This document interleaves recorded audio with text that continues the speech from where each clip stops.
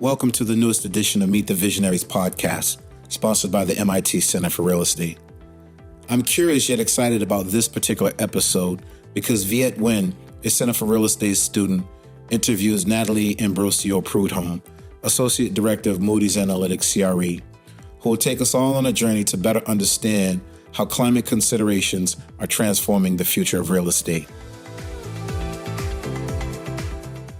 Hello, I'm your host for this episode, Viet Nguyen. I'm currently a Master's of Real Estate Development student here at the Center, and today I'm here with Natalie Ambrosio Preudhomme of Moody's Analytics, a provider of financial intelligence and analytical tools to help business leaders make better, faster decisions.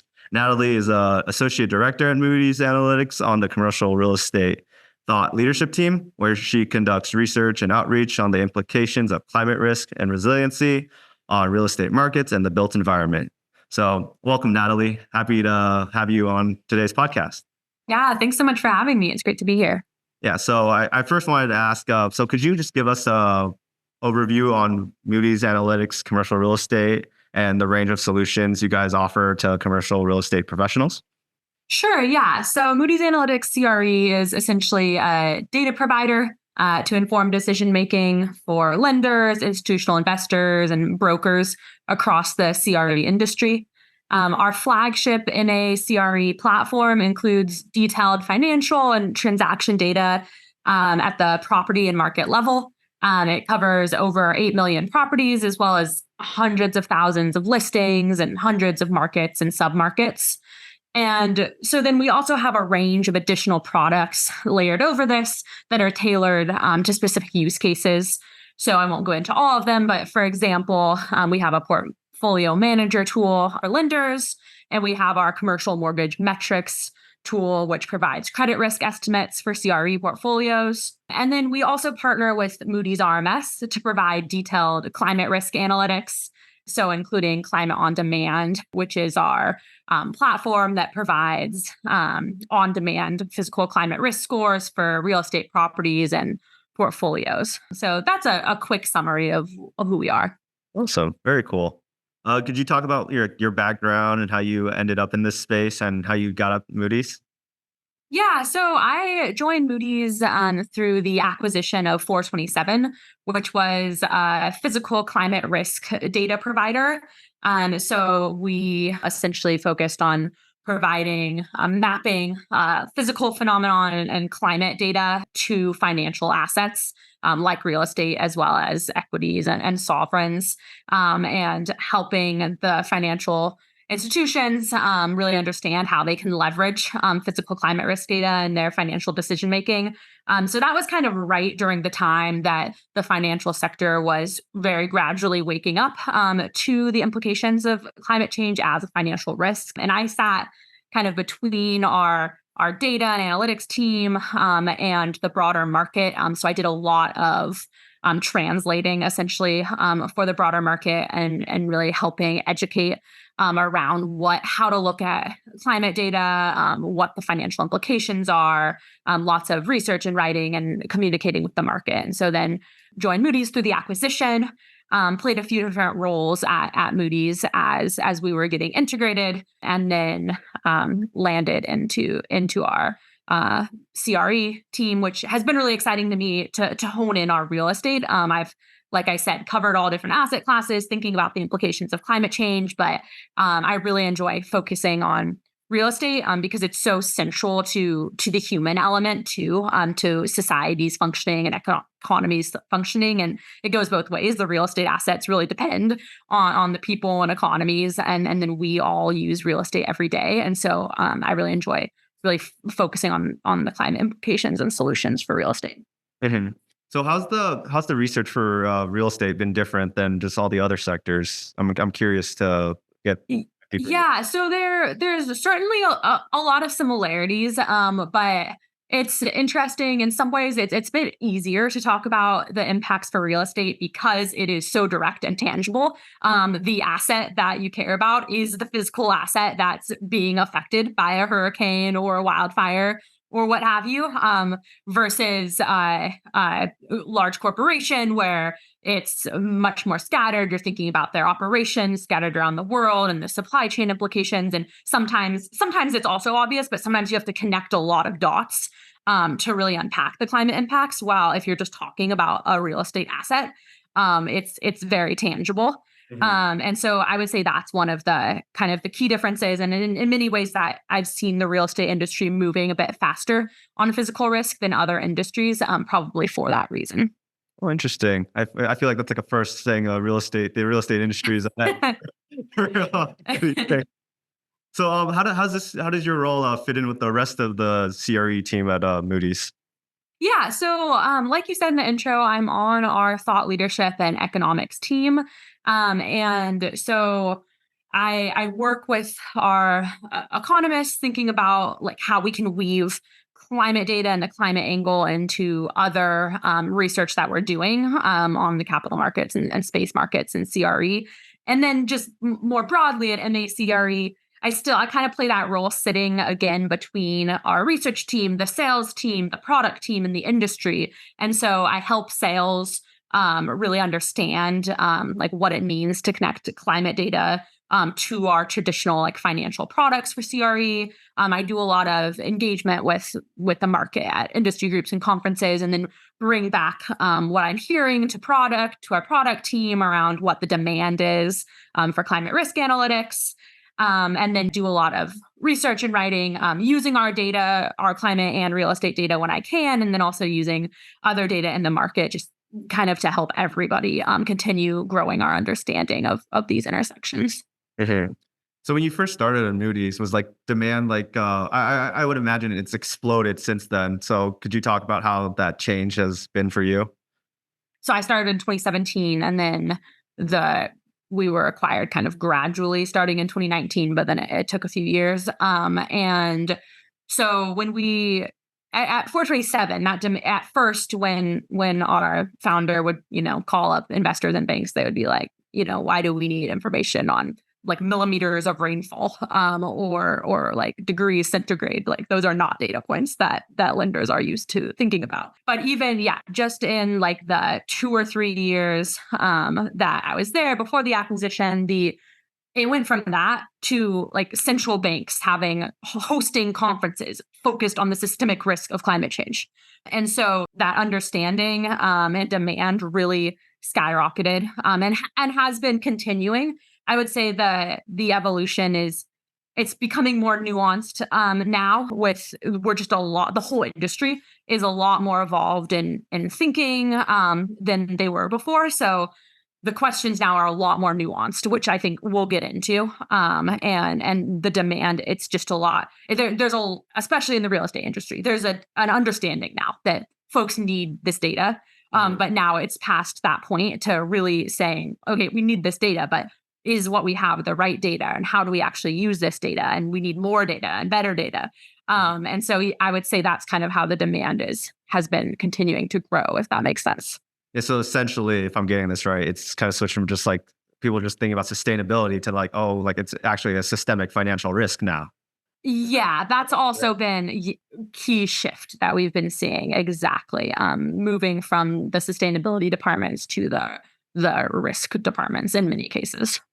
So thinking like within the real estate industry, how do you see this shift like impacting their investment priorities?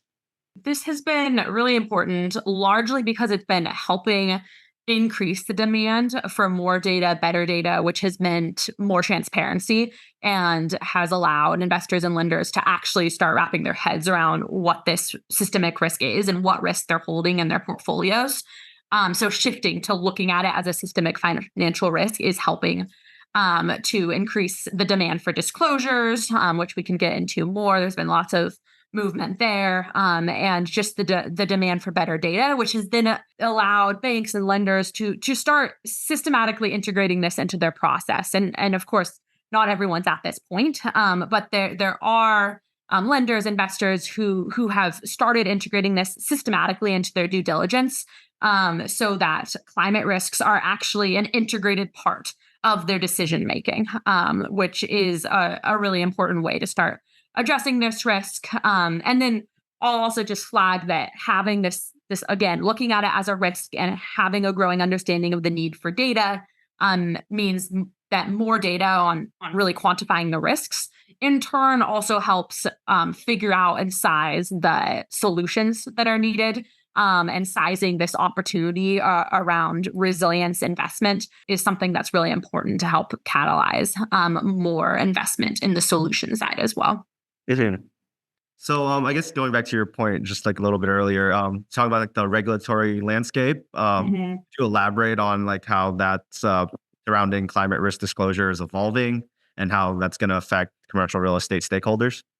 Yeah, so there's been a huge evolution in this space in the past a couple of years, and then of course, most notably, what's on top of everyone's mind right now is the SEC's climate disclosure rule, which came out earlier this month, the final version.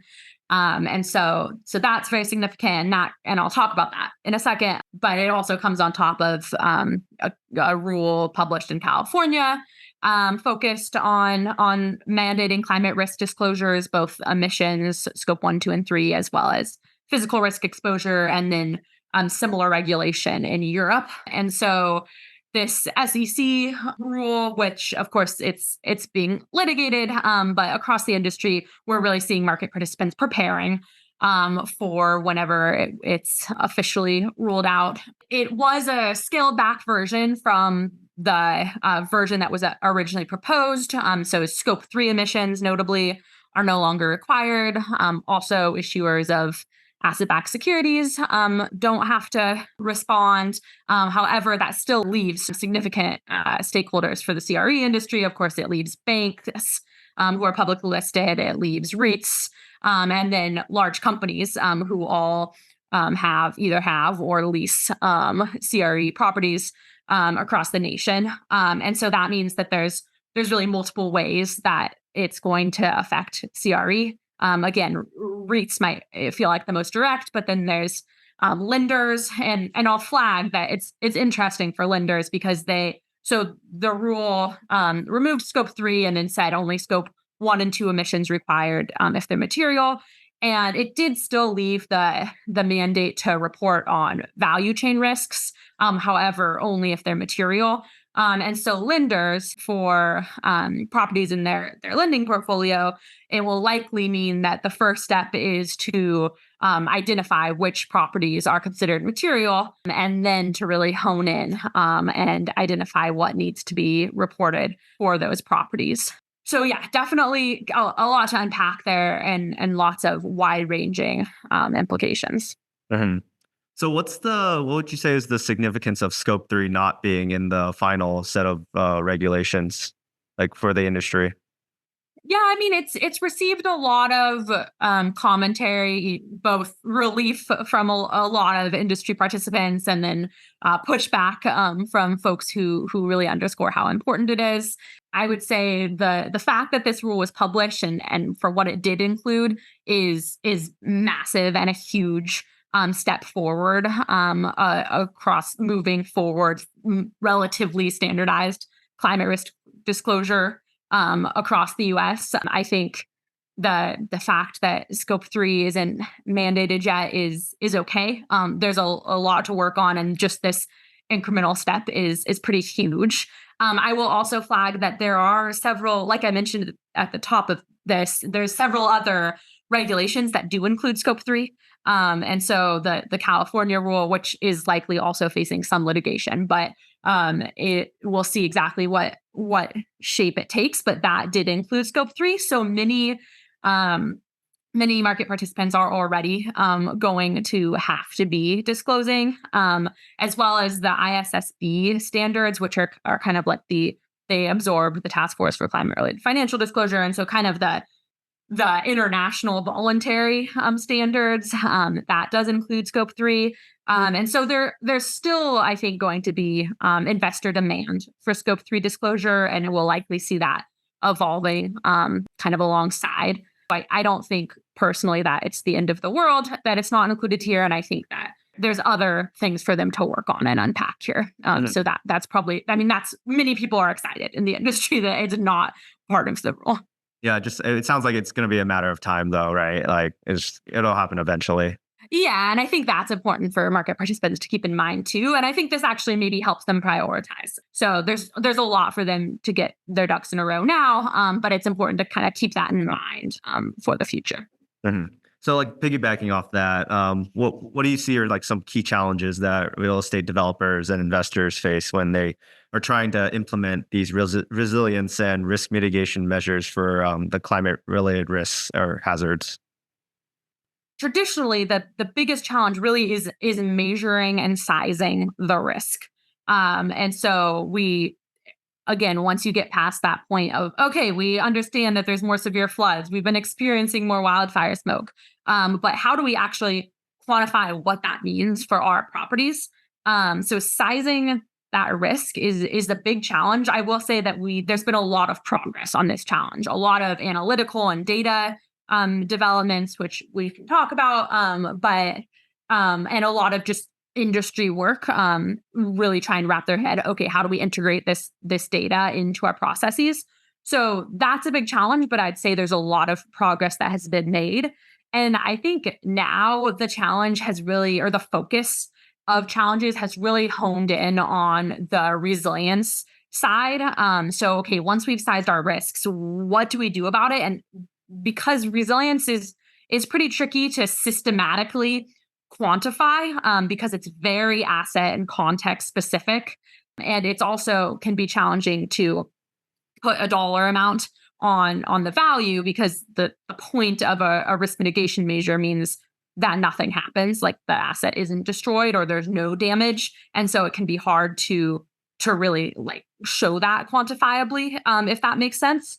And so there's been a lot of increasing focus on integrating, leveraging granular models. We're doing lots of work with Moody's RMS around this that really shows modeling of expected loss under certain events, and then shows the change in expected loss due to different risk mitigants. And so this really helps put a dollar term on the value of resilience. And I would say this is kind of the key thing that a lot of real estate participants who have been thinking about this for a bit, this is kind of where we're at as the industry is this resilience element, putting a price tag on the value, and really figuring out how to systematically integrate this. Mhm. And that obviously depends on the type of like natural disaster. Like a hurricane is different from like a wildfire. How do you quantify the risk to like a wildfire? Like, won't that property just always be in like the path like of the fire risk? So wouldn't you be better off just ending like not building in that area, or just abandoning that and moving to a less fire hazard area? There's actually quite a bit to unpack in that question. So let me see what I can do. Maybe just stepping back for a second and thinking about like how we quantify physical risks. It takes in a lot of different dimensions of data that capture different ways that this risk will manifest. And so wildfire, to use your example, includes information on like moisture deficit and drought and things like that, as well as burnable vegetation that's in the area. And again, it's not projecting like if a wildfire is going to start. There's lots of different things that cause wildfires, but it's trying to provide an indication of if there was a spark, if a wildfire did start here, how exposed is this area to burning, based again on projected dryness and vegetation and whatnot. And so that's kind of one comment, just thinking, and it's similar for our other hazards. It's really trying to capture different dimensions of how the risk is going to manifest. And then to your other question around like if something's exposed, isn't it better just to move? And that's another like kind of big pivotal question in the industry. Wildfire is one of the hazards where it comes up, as well as like sea level rise is another one. And there's definitely conversations more for sea level rise than wildfire, I would say, around managed retreat or really like choosing to leave an area. There is also, though, a really large opportunity to focus and hone in on risk mitigation. So using wildfires, for example, there's actually there's quite a few. So there's the kind of relatively low hanging fruit of defensible space. So making sure your building doesn't have any vegetation within a certain perimeter. That actually has a pretty big, valuable impact. There's actually quite a few building ways of building. So, of course, the material you build with, but then your vents and your eaves, constructing it in such a way that embers can't get through into the inside. And so all that to say, there's quite a few ways that I was kind of surprised at first because I kind of had a similar impression as you. Like if there's a spark nearby, is it just going to burn down? But there's actually been quite a few examples too of places like in California where properties that have been built up to the latest like fireproofing best practices do not burn down nearly as much as those older properties, which is a big positive for the industry and for development, that it's really showing the value of building with resilience in mind. And sorry, one more thing on that topic, just there's the same thing for hurricanes that we see. Like we saw a really tangible example in Florida where a community that was built with hurricane resilience in mind, a newer community, was barely damaged at all, while nearby older communities not built specifically with this in mind were very badly damaged. And so again, this is just, I think there's a lot of positivity there that shows that building very intentionally with resilience in mind does pay off. Mm-hmm. So how do you see I would say those are probably like kind of like technological advancements in resiliency. How do you see those advancements like influencing strategies for resiliency going forward? Technological advancements can obviously take a lot of shapes. And so there's different dimensions to this. And I will first say there's been a lot of exciting technological advances on the data side and the analytics and the measuring risk, really understanding the physical phenomenon and climate change's influence and the interaction with the built environment. So that's really important, again, because sizing risk is the first important step. There's been the developments with remote sensing data, satellites, geospatial imagery. All of that has really exciting implications, as well as on the modeling side. So we've been working with Moody's RMS around things like combining stochastic catastrophe modeling with forward-looking climate modeling. Those are traditionally two different styles. Putting them together really helps improve understanding of expected loss at a very granular level, but with climate change's influence. So that's just kind of a snippet of technological developments on the analytics side. But then there's also so many technological advances in terms of resilience and adaptation solutions. And I will find that this is a huge business opportunity for businesses and investors to really step up in this space, because the demand for climate adaptation tech is going to continue to grow. And there's a huge need for these products. So that's a really important investment opportunity. And I'm clearly excited and could talk about this topic for a while, but I'll just want to flag there's some really cool work being done in this space. So a couple of years ago, researchers developed like a new formula for ultra white paint that reflects substantially more sunlight than like your normal white paint. Because of course, that's an adaptation strategy to paint buildings in hot areas, paint them white so they reflect heat. And this new formula for ultra white heat reflects up to 98% of the heat from the sun. And so that's just one example of a way to use tech to adapt to health impacts and energy costs in hot places. There's also this really cool company called Source that has a technology that makes drinking water like essentially out of air. And it's powered. Yeah, it's really cool. And it's powered by the sun. There's of course like lots of science in there that I am not able to unpack for you.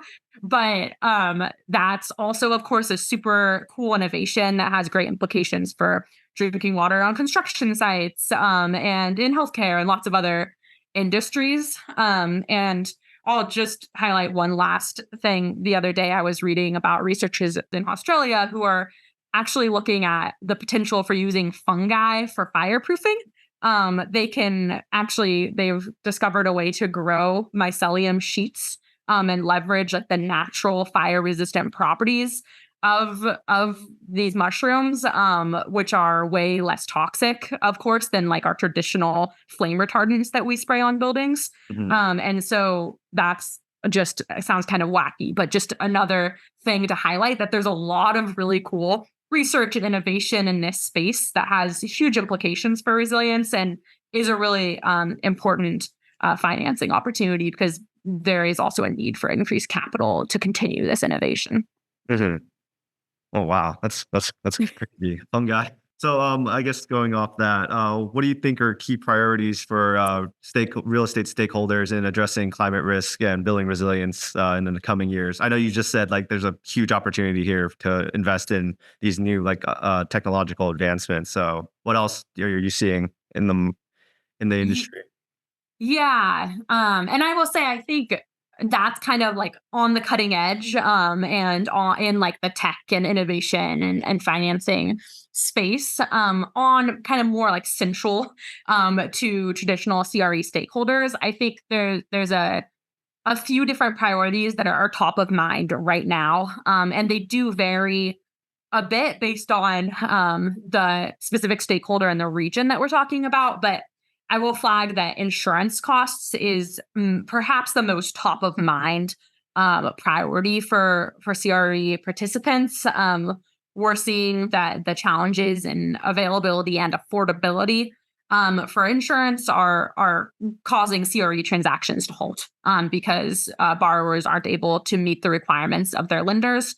And so everyone right now in the industry is trying to figure out how to grapple with this. And that's often what comes to mind when thinking about climate change. Climate risk is only one piece of the insurance crisis, but it is part of it for sure. So that's one really key priority for the industry. Another one is that proliferation of regulation that we talked about a bit. Many participants right now are busy really focusing on, okay, what are the implications? What do I need to do when I need to comply with this regulation? And then relatedly, so that's reporting regulation. There's also been a proliferation of building performance standards. And these are rolling out in a very fragmented way in cities, mostly cities, but some counties and states across the country. And they're all structured slightly differently. They essentially, many of them have emissions caps for buildings or energy use caps for buildings. And so those are just now starting to roll out. Local Law 97 in New York, kind of the flagship building performance standard. This year is the first compliance year. And so a lot of stakeholders are also busy trying to wrap their heads around the implications of these. And again, if they have portfolios that are in different jurisdictions, it means nuanced, slightly different compliance. And so that's a big priority. And then the last thing I'll mention, too, that's a priority for the industry is this continued focus on, again, actually quantifying the financial implications, which we've kind of been talking about broadly. But many participants have made a lot of progress in, again, understanding physical risk exposure at the asset level. And many now are focusing on actually connecting that to the dollar amount of damage and the financial implications for their portfolios, as well as looking at the broader market impacts for CRE. There's the first step was risk and resilience at my asset, but there's also a growing understanding of these broader demographic and macroeconomic shifts climate change will bring. And many of the market participants who are a bit further along are now trying to figure that out too. So those are a few of kind of the big drivers and priorities for the industry right now. Well, okay, a lot. Yeah. Oh, no, this is great. No, so it seems very hard to like really for everyone to navigate, right? Because there's so many, like you said, there's so many different things. Like like local law 97 is one, but you have Berto in Boston, California, its own thing. So how do you You think there's a better way of doing this, like policy wise, like rather than just being super localized, if there was like a more overarching policy? Yeah, I mean, I'm not in the business of making policy recommendations. I will say it's certainly very fragmented in the U.S., which presents, I think, the fragmentation, like you just noted, presents significant challenges. And there's pros and cons, but I do think one thing that I'll flag, kind of related, while I don't think we're likely to have a national level emissions standard anytime soon. There has been, the Biden administration did say they're going to publish a definition for net zero buildings. I believe it was net zero buildings this year. And that something like that could help provide kind of a foundational bit of consistency that these local jurisdictions could, if they built off of that definition, that could kind of help to bring consistency while there is still a approach of local jurisdictions rolling out their laws. And so that's something perhaps to look out for. Yeah, because what I think is like stakeholders are just really looking for like consistency and predictability in trying to navigate this complex changing landscape. Yeah, it's a challenge for sure. So what advice would you give these stakeholders on how to best manage this situation, navigating all the different policies? Just everything. Yeah, honestly, just everything. Navigating climate change. Yeah, I mean, there's a lot to unpack and a lot of different stages that everyone's at, and so I typically say to take some step on this for anyone wherever they're at, to acknowledge where they're at and to take like one next step. And so on the physical risk side, that it's, and actually maybe just on every side, establishing a baseline and understanding your risk or where you're at is a really important first step. So again, I've been saying it a lot, but when you're trying to figure out how to make your portfolio more resilient or mitigate risk, the first thing is to actually understand what your risk is. Same thing if you're trying to understand what the financial implications are. So as a really first step, I would say to try to understand actually the changing conditions at your asset and size your risk. That's on the physical risk side.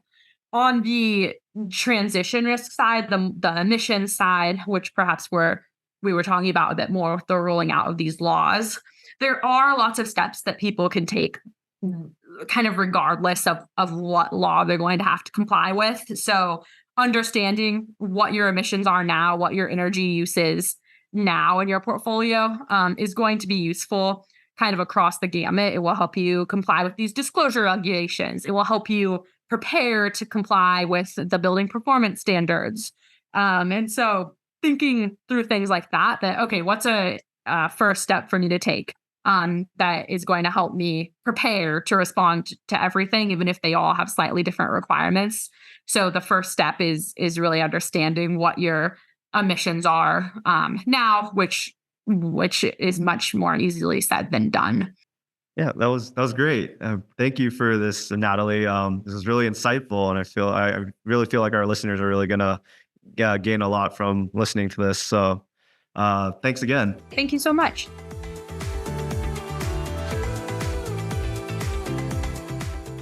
Thanks to our listeners for tuning into another edition of Meet the Visionaries podcast.